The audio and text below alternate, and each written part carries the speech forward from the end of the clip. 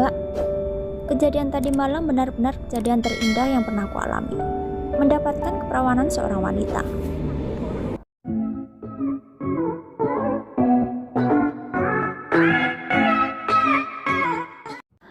Perjalanan memakan waktu 30 menitan, karena di plaza bukan toko sayur yang biasanya saya beli. Dengan diiringi alunan musik di mobil dan segarnya AC, serasa saya menjadi ratu sehari. Andai saja saya jadi orang kaya dan satu-satunya pemilik hati Pak Fakri, betapa bahagianya hidupku. Oh no Arin, kamu ngomong apa? Kamu siapa? Jangan menghayal terlalu tinggi, kalau jatuh sakit. Pikiran si baik dan si buruk mulai riuh dalam lamunanku. Tangan halus Pak Fakri mendarat di tanganku. Seketika saya sadar dari lamunan.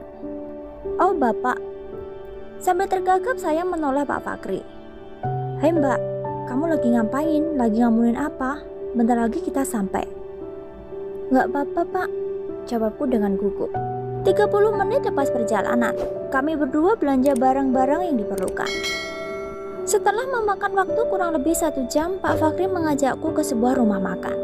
Mbak, kita makan sekalian, nanti siang biar tidak usah repot memasak. Ajaknya dengan tangan merangkul pundakku. Rasa canggung pun ada, karena ini memang di tempat umum. Oh baik Pak. Setiba di tempat makan, kami memesan makanan kesukaan masing-masing. Di sisi ramah, Pak Fakri orangnya juga baik dan dermawan.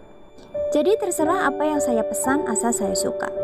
Momen seperti ini memang cocok untuk mengobrol sambil makan, seakan suasana tidak terlalu kosong. Pak Fakri pun membuka pembicaraan dalam sepinya meja. Mbak, kejadian tadi malam benar-benar kejadian terindah yang pernah aku alami. Mendapatkan keperawanan seorang wanita. Saya pun tersipu malu atas ucapan sang majikan. Lantas saya menjawabnya. Memang Bapak dulu tidak mendapatkan keperawanan Bu Rika? Tanyaku antusias. Ya, Bapak kurang ambil cepat mungkin, tapi tidak apa-apa. Jodoh kita bukan dari keperawanan dia. Dia tersenyum manis menatap wajahku. Kebetulan kami duduk di bagian sudut ruangan, jadi membahas yang beginian tidak ada orang yang dengar. Lagi pula mereka juga ngobrol sendiri dengan lawannya. Setelah selesai makan, kami pulang ke rumah. 30 menit berlalu, sampailah kami di rumah mewah Pak Fakri. Dan saya mengeluarkan barang-barang dari mobil. Kini siang berganti senja. Tak terasa seminggu lagi Nyonya pulang. Pukul menunjukkan jam 6:30 malam. Saatnya saya ke dapur untuk menyiapkan malam buat lelaki tampan 50 tahun itu. Enaknya dimasakin apa ya?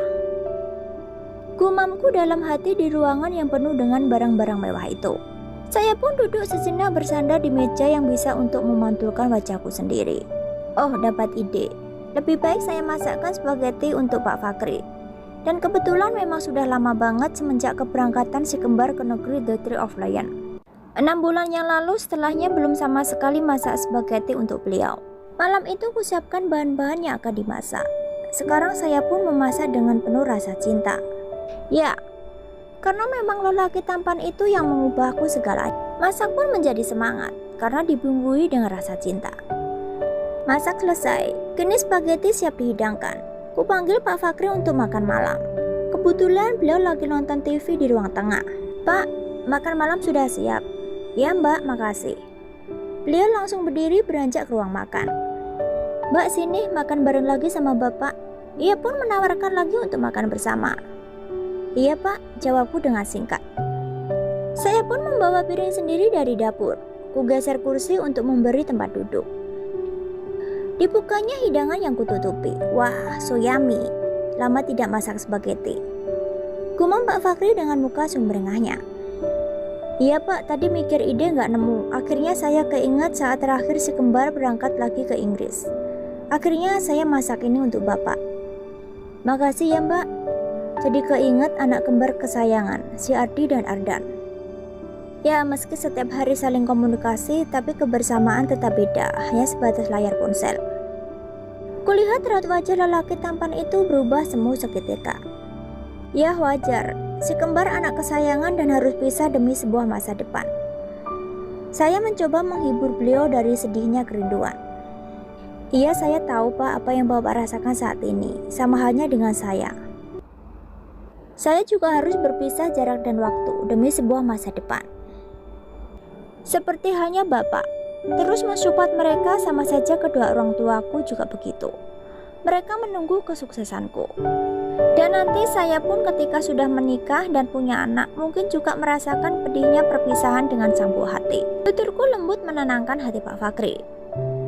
Ada betulnya juga, Mbak, percuma kita sedih, yang ada malah memperburuk keadaan. Ya sudah, ayo Pak, sambil makan, keburu dingin tidak enak. Sembari ku taruh spaghetti ke dalam piring ayah dari lelaki kembar itu. Kami makan sambil ngobrol seperti biasa. Makan malam ini lupa akan ikatan asmara kami berdua yang sudah jalan beberapa hari. Berkata iya, tapi mulut tidak mungkin berbicara dalam situasi seperti ini.